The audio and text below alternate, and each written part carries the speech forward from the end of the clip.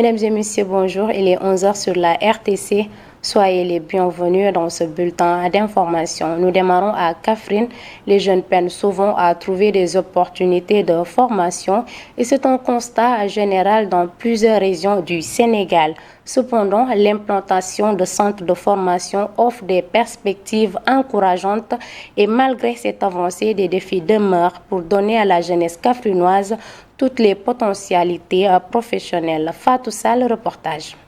La formation constitue un levier essentiel pour l'avenir des jeunes. À Kaffrine, bien que des opportunités existent, certaines doivent quitter la région pour accéder à des filières spécifiques. Déjà, nous sommes là au niveau du centre de formation africain du Sénégal. Nous formons des étudiants dans différents domaines et au-delà de ce centre qui est le centre de formation africain du Sénégal Campus Kaffrine, il y a d'autres centres de formation qui sont là. Donc, pour dire, il y a quand même la possibilité de formation pour les jeunes Kaffrinois. Toutefois, des lacunes persistent dans plusieurs domaines, limitant ainsi l'accès et la qualité des formations disponibles. Un jeune, par exemple, à qui ses parents ont des moyens, peut prendre la place à un autre jeune qui en a besoin vraiment. Il fait des formations, alors que l'autre là, il est là à la recherche de ces formations-là.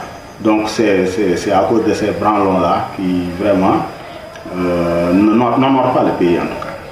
C'est vrai aussi qu'il y a ce qu'on appelle les programmes de l'État, comme par exemple les 3FPT, qui est là et qui accompagne les jeunes, aussi qui en même temps qui accompagne les établissements de formation. On peut revoir la démarche, revoir la méthode de sélectionner, justement à la base, de mieux diagnostiquer le problème, parce qu'il y avait des problèmes quand même avec le régime sortant. Maintenant, peut-être avec ces nouveaux dirigeants-là, on pourra quand même revoir beaucoup de choses. Pour remédier à ces insuffisances, les acteurs plaident pour une meilleure inclusion des écoles de formation privées dans les dotations, tout en appelant à une révision des mécanismes d'enrôlement des étudiants. Et pendant ce temps, le village artisanal de Cap Skirring fait face à de nombreuses difficultés.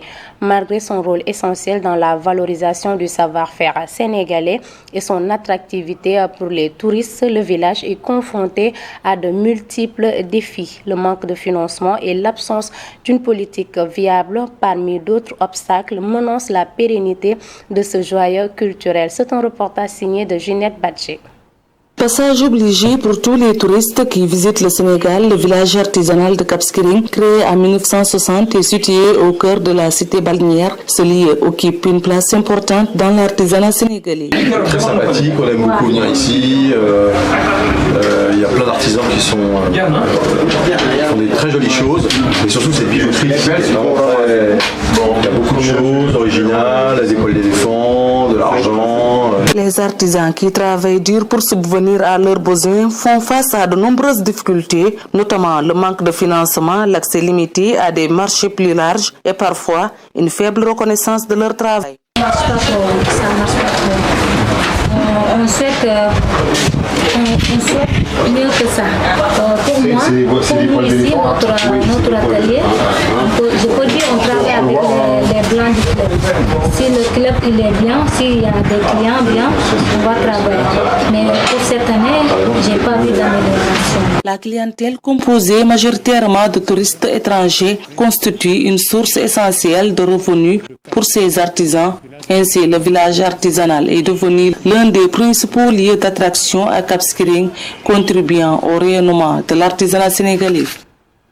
Et puis, dans le cadre du démarrage des activités du projet cadastre et sécurisation foncière à Fissel, une rencontre d'échange a été organisée entre les acteurs. Ce projet vise à accroître le nombre de parcelles avec un numéro d'identification cadastrale. Et selon le maire de Fissel, ce projet va aider les communes sélectionnées à amoindrir les lourdeurs administratives. Il s'exprime au micro de Pape Kairé. Beaucoup de maisons à Fissel ici n'ont pas de papier. Et le projet est venu pour résoudre ce problème-là. Nous avons des limites, des problèmes entre limites de champ. Le problème va résoudre ces problèmes-là. Nous avons des problèmes de parcours de bétail. Le projet va résoudre ce problème-là. Entre communes, le projet va résoudre tous ces problèmes-là.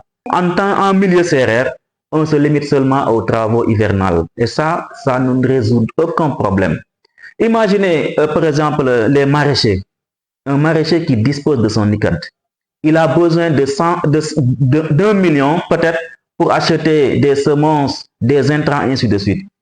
Mais ce maraîcher-là, il amène son ICAD à la banque. On lui finance même 2 millions, 3 millions. Et il va améliorer sa production. Et s'il améliore sa production, mais combien de personnes vont bénéficier des retombées de cette production-là? Donc, c'est un projet qui va améliorer le vécu des populations. Ça va aussi améliorer aussi les recettes que la mairie va collecter parce que les habitations traditionnelles, elles vont payer, les champs vont payer, ainsi de suite, ainsi de suite. Et ça reviendra dans l'investissement des populations, c'est-à-dire investissement sanitaire, éducatif, ainsi de suite, ainsi de suite. Pape Kairé, le programme de développement durable des exploitations pastorales au Sahel représente une véritable opportunité pour des milliers de familles visant à lutter contre la pauvreté et l'insécurité alimentaire.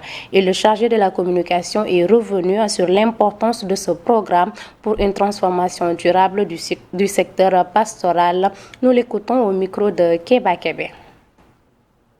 Voilà, le projet de développement durable des exploitations pastorales au Sahel, PEDEPS, est une initiative de la Banque islamique de développement et de la Banque mondiale.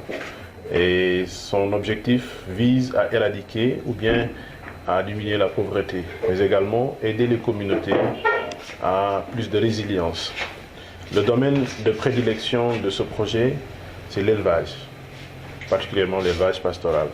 Nous avons des infrastructures un peu partout, dans le domaine laitier, la chaîne de valeur lait, dans le domaine de la chaîne de valeur des petits ruminants. Nous avons construit des bergeries un peu partout à travers le pays, des étables laitières, des centres de collecte, des centres d'alerte qui sont en cours de construction.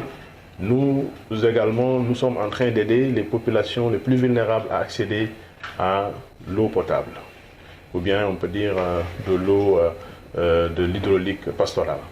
Nous avons également appuyé des femmes à accéder à des géniteurs Ladoum. Ça s'inscrit dans le cadre de l'amélioration génétique des ovins. Nous avons également fait de l'insémination artificielle. Notre objectif était d'inséminer 3000 vaches. Vous, en contrepartie, ce que nous attendons de vous, c'est de nous aider à sensibiliser les populations dans les bonnes pratiques d'élevage, à sensibiliser les populations dans la protection de l'environnement à travers la lutte contre les feux de brousse, de prévenir également des tensions comme les conflits qui existent entre les agriculteurs et les éleveurs. Et nous allons terminer à Tivaouane. Les chauffeurs de clando ont vu leur travail changer de façon radicale avec l'avènement de nouveaux moyens de transport. Ces acteurs du transport interurbain réclament plus de reconnaissance face à la diminution drastique du nombre de clients. Notre correspondant dans la cité religieuse nous fait le point de la situation. En dépit de leur contribution importante au transport local, les chauffeurs de clando ont noté de fortes mutations dans leurs activités. Hassan Diagne a fait la confidence. Il est tellement difficile de trouver du travail en ces temps que beaucoup de jeunes préfèrent acheter une moto Jakarta ou une voiture clando et venir ici au garage. Et le problème, c'est que nous sommes considérés comme des taxis irréguliers. Nous réclamons plus de reconnaissance car nous sommes des citoyens à part entière.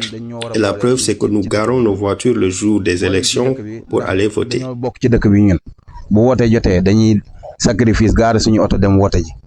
Paboy, chef du garage de clando d'Indiasan, explique que la diminution des clients est leur plus grand problème. Un phénomène dû à l'apparition de nouveaux moyens de transport comme les motos Jakarta.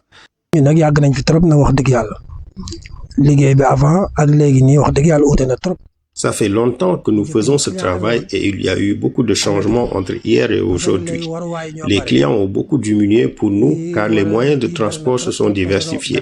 Maintenant, ils ont l'embarras du choix et nous sommes là à attendre. Le chef du garage de Ndiassane reconnaît les efforts de la municipalité. Nous remercions la mairie car dans le passé, il a plu inonder l'endroit où nous sommes assis. Mais cette année, le maire a pris les devants et il a rénové les lieux. En plus, la mairie nous laisse travailler. Notre seul souci, comme je l'ai dit, c'est la rareté des clients. Être chauffeur de clando n'est pas aussi lucratif que par le passé. Cela étant dû principalement à l'augmentation des taxis clando et la présence des motos Jakarta. Merci Chérif Abdul Aziz Touré. D'ailleurs, c'est cet élément qui met fin à ce bulletin d'information. Merci de l'avoir suivi. Et à 12h, vous aurez les informations en poulard avec Jainaba Oumar Sow. Très belle journée.